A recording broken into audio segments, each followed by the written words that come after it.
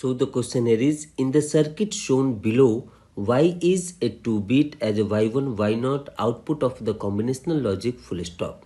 What is the maximum value of Y for any given digital inputs as a A1, A0 and B1, B0 question mark. Option A 0, 1, option B 1, 0, option C 0, 0, option D 1, 1। और ये question पूछा गया था in GATE 2021 for biomedical for 1 mark as a MCQ of the question.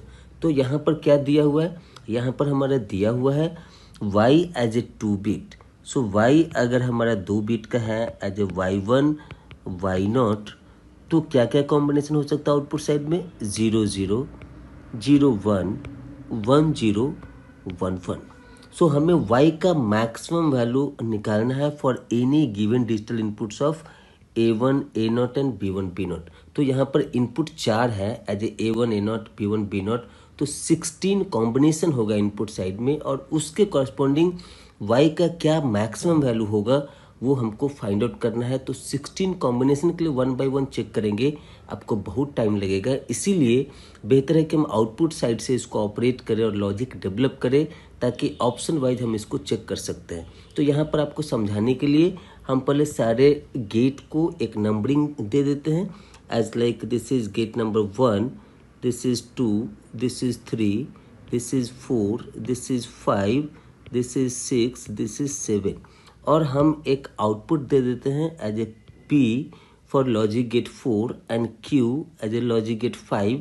और ये दोनों P and Q is the common input for this XOR gate 6 and AND gate 7। तो यहाँ पर हम लोगों को देखना है कि क्या हमारा 1-1 कॉम्बिनेशन पॉसिबल है कि नहीं, पहले इसको चेक करते हैं। तो आप देखिए कि Y1 को 1 होने के लिए यहाँ पर लॉजिक गेट नंबर 7 का दोनों इनपुट 1 होना चाहिए। इसका मतलब P का वैल्यू भी हमारा 1 होना चाहिए और Q का वैल्यू भी 1 होना चाहिए। दोनों जब 1 होगा एट ए टाइम तो Y1 तो 1 होगा, लेकिन at the same time Y0 will not be 1, this will become 0।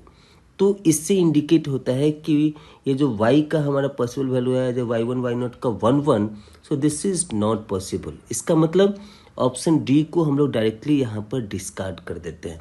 Option सी में है 0, 0, सो अदर देन 0, 0 कोई आंसर आता है तो 0, 0 नहीं होगा, तो 0, 0 वाले को हम लोग बाद में चेक करेंगे। अब देखते हैं कि यहाँ पर 1, 0 कॉम्बिनेशन का कि ये 1, 0 कॉम्बिनेशन इसमें पॉसिबल है कि नहीं। तो 1, 0 के लिए क्या होना चाहिए, तो यहाँ पर Y1 को 1 होने के लिए P और Q दोनों को 1, 1 होना चाहिए। तो P और Q अगर दोनों 1, 1 है तो Y0 भी हमारा 0 हो जाएगा। अब हमें चेक करना है कि क्या P और Q दोनों 1 प्रोड्यूस कर सकता है या नहीं। तो P को 1 प्रोड्यूस करने के लिए जो हमारा AND गेट 4 है इसका दोनों इनपुट 1 होना चाहिए और Q को 1 होने के लिए जो हमारा AND गेट 5 है इसका भी दोनों इनपुट 1 होना चाहिए। अब इसके लिए क्या होना चाहिए, तो और गेट का आउटपुट हमारा 1, 1 आना चाहिए। सो यहाँ से और गेट 1 का भी आउटपुट 1 और गेट 2 का भी आउटपुट 1। और जैसे ही ये दोनों 1, 1 होगा तो XOR गेट का इनपुट क्या हो जाएगा, 1, 1 हो जाएगा। और जब XOR गेट का दोनों इनपुट सेम होता है जो 1, 1, तो ये प्रोड्यूस करेगा यहाँ पर 0। सो जब XOR गेट 0 होगा तो यहाँ पर AND gate 4 and gate 5 both will produce as a 0, 0। इसका मतलब है कि ये 1, 0 जो कॉम्बिनेशन है ये भी पॉसिबल नहीं है। तो ये भी हमारा ऑप्शन बी को भी हम लोग डिस्कार्ड कर सकते हैं। तो इस तरीके से अब बचा मेरे पास ऑप्शन ए एंड सी। अगर ऑप्शन ए सही हो गया तो सी गलत हो जाएगा बाय डिफ़ॉल्ट। तो यहाँ पर ऑप्शन ए के लिए हम लोग चेक करते हैं। सो ऑप्शन ए में क्या है, Y1 should be 0 and Y0 should be 1। तो यहाँ पर Y1 को 0 होना है और Y0 को 1 होना है। तो Y1 को 0 होने के लिए देखिए यहाँ पर Y1 को 0 होने के लिए P और Q का कॉम्बिनेशन क्या क्या हो सकता है, तो P और Q 0, 0 हो तब हमारा Y1 जो है सो 0 होगा, या तो फिर PQ हमारा 0, 1 हो तो फिर ये 0 होगा, या फिर ये 1, 0 हो तब ये हमारा 0 होगा। तो यहाँ पर देखिए अगर P और Q दोनों हमारा 0, 0 हो गया तो एट द सेम टाइम जो XOR गेट 6 है वो हमारा क्या हो जाएगा, 0 हो जाएगा। तो ये पॉसिबल नहीं है, इसीलिए फर्स्ट केस हम लोग यहाँ पर इसको डिस्कार्ड करते हैं। तो क्या होना चाहिए, P का जब वैल्यू लेंगे 0 तो Q का वैल्यू 1 होना चाहिए। सो P जब लेंगे 0 तो Q हमारा 1 होना चाहिए, और Q को 1 होने के लिए जो AND गेट 5 है इसका इनपुट क्या होना चाहिए, तो 1 1 होना चाहिए। ये 1 1 है, यहाँ पर ये 1 1 है, और इसको 1 1 होने के लिए क्या होना चाहिए, तो XOR गेट 3 का आउटपुट जो है ये हमारा 1 होना चाहिए, और ये जो हमारा OR गेट 2 है इसका भी आउटपुट हमारा 1 होना चाहिए। सो OR गेट 2 को 1 होने के लिए क्या होना चाहिए, B0 B1 का जो कॉम्बिनेशन होगा वो या तो 0 1 हो, या फिर 1 0 हो, या फिर 1 1 हो, तब जाकर के ये 1 होगा।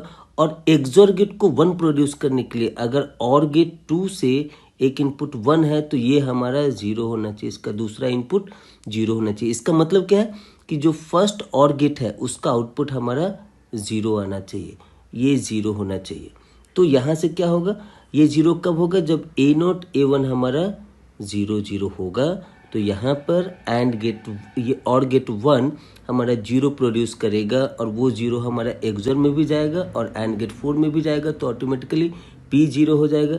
फिर यहाँ से OR गेट 2 से हमको आउटपुट मिल रहा है 1, जो कि XOR गेट 3 का हमारा इनपुट है, तो यहाँ से ये XOR गेट का भी आउटपुट 1 आ गया। तो इस तरीके से आप देखेंगे कि यहाँ पर 0 1 वाला कॉम्बिनेशन हमारा एक बन रहा है, इसका मैक्सिमम आउटपुट वैल्यू आ रहा है। इस तरीके से आप एक बार, हमने यहाँ पर लिया P को 0 Q को 1, आप चाहे तो इंटरचेंज भी कर सकते हैं, P को 1 तो Q को 0। जब Q को 0 लेंगे तो यहाँ पर B0 B1 का कॉम्बिनेशन क्या होना चाहिए, 0 0, और यहाँ पर P को 1 होने के लिए जो OR गेट 1 है तो उसके साथ क्या कॉम्बिनेशन होना चाहिए, सो सेम एज ए 0 1 या 1 0 या 1 1। तो इस तरीके से हमारा P आ जाएगा 1 और Q आ जाएगा 0, तो उस केस में भी हमको आउटपुट मिलेगा Y0 will be 1 and Y0 will be 1 and Y1 will be 0। सो जब ये 0 1 मिल गया तो इसका मतलब है कि 0 0 नहीं होगा, so option C will be discarded, and by this way option A is the right answer for this question, and by this way this is the end of the explanation for this question. Thank you.